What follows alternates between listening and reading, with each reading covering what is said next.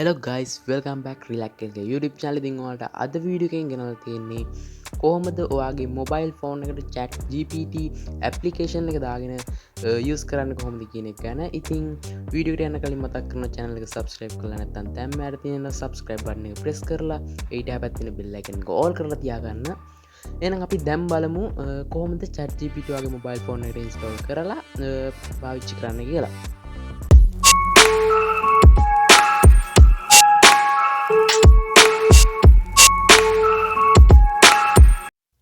හරි ඔයා මුලින්ම වගේ Google Play Store app එක open කරගන්න ඕනේ. ඉතින් ඔයා Play Store එකේ search bar එක මේ විදිහට search කරගන්න.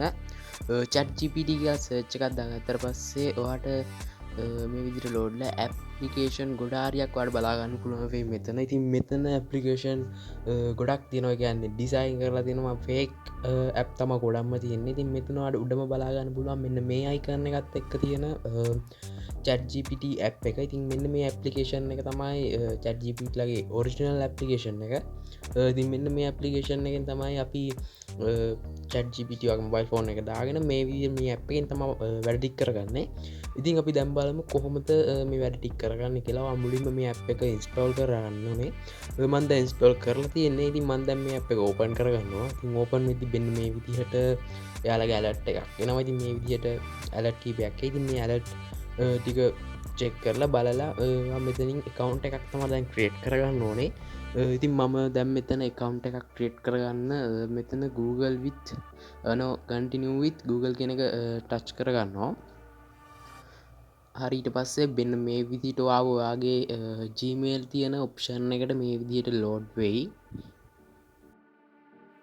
හරි ඔයා ඊට පස්සේ මෙන්න මෙතනින් ඔයාගේ Gmail එක select කරගන්න ඕනේ. ඉතින් මම මෙතනින් මගේ එක Gmail එකක් select කරගන්නවා. ඊට පස්සේ ඔයාලට මෙන්න මේ විදිහට load වෙයි. ඊට පස්සේ ඔයාලට මෙතන බලා ගන්න පුළුවන් ඔයාගේ first name එක last name එක වගේම birthday එක අහලා තිනවා. ඉතින් මම මේ ටික fix කරලා ඉස්සරහට යන්නම්. හරි ඔයා මේ ටික fill කරා නම් මෙතනින් continue කියන එක දෙන්න ඕනේ. දුන්නට පස්සේ ඔයාලට බලා ගන්න පුළුවන් මෙන්න මේ විදිහට load වෙනවා. ඊට පස්සේ ඔයාලට බලා ගන්න පුළුවන් chat GPT කියලා උඩින් වැල්ලා ආයෙත් මෙන්න මේ විදිහට load වෙනවා. අපිට ටිකක් වෙලා බලාගෙන ඉන්න තමයි තියෙන්නේ. හරි ඊට පස්සේ ඔයාලට මෙතන බලා ගන්න පුළුවන් welcome to chat GPT කියලා. ඉතින් ඔයා මෙන්න මෙතනත් continue කියන එක ටච් කරගන්න ඕනේ. ඉතින් ඔයාලට මෙන්න මේ විදිහට ඔයාගේ mobile phone එකට දැන් නම් chat GPT install වෙලා account එකක් create වෙලා ඉවරයි. දැන් ඉතින් ඔයාලට chat GPT එකෙන් උදව් ගන්න පුළුවන්. ඉතින් කියන්නේ ඔයාලට අවශ්‍ය දේ දැනගන්න තියෙනවා නම් ඉතින් ඔයාලට ඉතින් දැනගන්න පුළුවන්.